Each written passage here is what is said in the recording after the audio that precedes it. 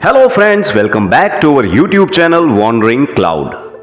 दोस्तों, आज का ये एपिसोड हमारी Nepal and eastern India trip 2024 vlog series का 13वां एपिसोड है। दोस्तों, इस व्लॉग सीरीज के लास्ट एपिसोड में हमने पश्चिम बंगाल की राजधानी कोलकाता को एक्सप्लोर किया था। अगर वो एपिसोड आपने ना देखा हो तो यहाँ स्क्रीन पर आई हुई लिंक को क्लिक करके उस एपिसोड को एक बार जरूर देखिएगा। दोस्तों, आज के इस एपिसोड में हम कोलकाता से आगे निकलकर आपको ले चलेंगे हिंदू धर्म के एक प्रसिद्ध तीर्थ स्थल गंगा सागर की ओर। तो ये वीडियो एंड तक जरूर देखिएगा और अगर आपको पसंद आए तो इसे लाइक, शेयर और हमारी चैनल वॉन्डरिंग क्लाउड को सब्सक्राइब करना भी बिल्कुल मत भूलिएगा। तो दोस्तों, 28 मई 2024 को सुबह के 6 बजे के करीब हम कोलकाता से गंगा सागर जाने के लिए निकल पड़े। गंगा सागर एक द्वीप है जो कोलकाता से 120 किलोमीटर की दूरी पर आया हुआ है।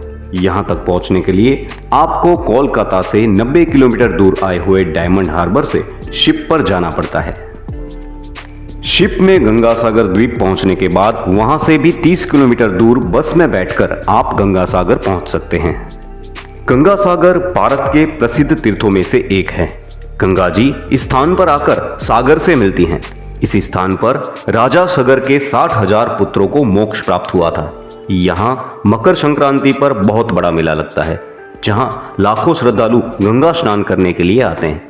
हिंदू धर्म में माना जाता है कि संक्रांति पर इस जगह पर स्नान करने से 100 अश्वमेध यज्ञों का और 1000 गौदान करने का फल मिलता है। भारत की नदियों में से सबसे पवित्र नदी गंगा नदी है, जो गंगोत्री से निकलकर पश्चिम बंगाल में आकर सागर से मिलती है। गंगा का जहां सागर से मिलन होता है उस स्थान को गंगा सागर कहते हैं। इसे सागर द्वीप भी कहा जाता है। ये स्थान देश में आयोजित होने वाले तमाम बड़े मेलों में से एक गंगा सागर मेले के लिए सदियों से विश्वविख्यात है। हिंदू धर्म ग्रंथों में इसकी चर्चा मोक्ष धाम के तौर पर की गई है। यहाँ मकर संक्रांति के मौके पर दुनिया भर से लाखों श्रद्धालु मोक्ष की कामना लेकर आते हैं और सागर संगम में पुण्य की डुबकी लगाते हैं। गंगा सागर द्वीप का कुल क्षेत्रफल 300 वर्ग किलोमीटर है और इसमें 40 से भी ज्यादा गांव बसे हुए हैं।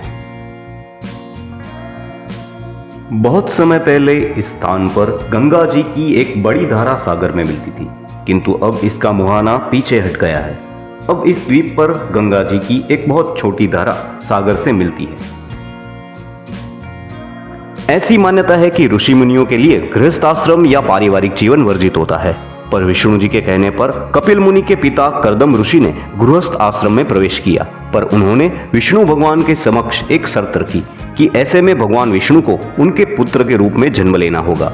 भगवान विष्णु ने शर्त मान ली और कपिल मुनि का जन्म हुआ। फलतः उन्हें विष्णु का अवतार माना गया है। आगे चलकर गंगा और सागर के मिलन स्थल पर कपिल मुनि आश्रम बनाकर तप करने लगे। इस दौरान राजा सगर ने अश्वमेध यज्ञ का आयोजन किया। राजा सगर ने अश्व की रक्षा के लिए उनके साथ अपने 60,000 पुत्रों को भेजा। अचानक ये यज्ञ अश्व गायब हो गया और खोजने पर यह यज्ञ अश्व कपिल मुनि के आश्रम में से मिला। इसलिए सगर राजा के पुत्रों ने ध्यान में लीन कपिल मुनि से नाराज हो गए और उन्हें अपशब्द कहने लगे। कपिल मुनि भी नाराज होकर उन्हें शापित किया और उन सभी को अपने नेत्रों के तेज से भस्म कर दिया। कपिल मुनि के श्राप के कारण राजा सगर के 60,000 पुत्रों की आत्मा को मुक्ति नहीं मिल सकी। काफी वर्षों के बाद राजा सगर के पौत्र राजा भगीरथ कपिल मुनि से माफी मांगने पहुंचे। कपिल मुनि राजा भगीरथ के व्यवहार से प्रसन्न हुए। उन्होंने कहा कि गंगा जल से ही राजा सगर के 60,000 मृत पुत्रों का मोक्ष संभव है। राजा भगीरथ ने अपने अथक प्रयास और तप से गंगा को धरती पर उतारा। अपने पुरखों के भस्म स्थान पर गंगा को मकर संक्रांति के दिन लाकर उनकी आत्मा को मुक्ति और शांति दिलाई। यही स्थान गंगा सागर कहलाया, इसलिए यहाँ स्नान का इतना महत्व है। गंगा सागर संगम स्नान से थोड़ी ही दूरी पर कपिल मुनि आश्रम नामक सुंदर स्थल आया हुआ है।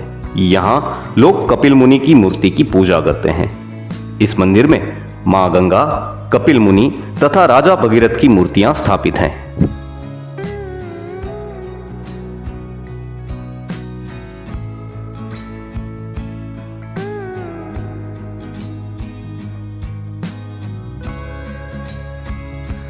कई समय पहले इस गंगा सागर स्थान पर पहुंचना काफी कठिन था, इसलिए कहा जाता था कि सारे तीर्थ बार बार, गंगा सागर एक बार।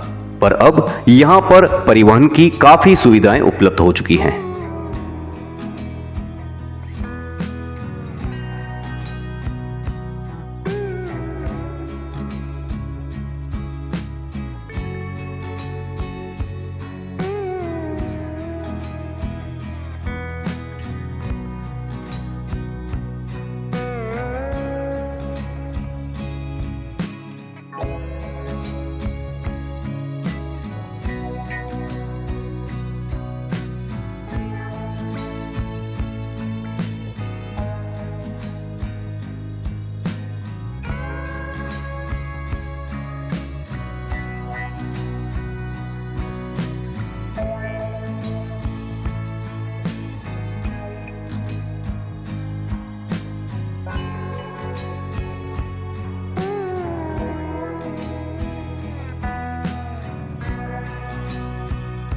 तो दोस्तों, ये था हमारा आज का एपिसोड हिंदू धर्म के एक पवित्र तीर्थस्थल गंगा सागर के बारे में।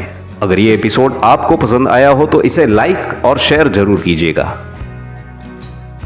दोस्तों, इस व्लॉग सीरीज के नेक्स्ट एपिसोड में हम आपको ले चलेंगे भारत के 4 धामों में से पवित्र तीर्थ स्थान जगन्नाथपुरी की ओर।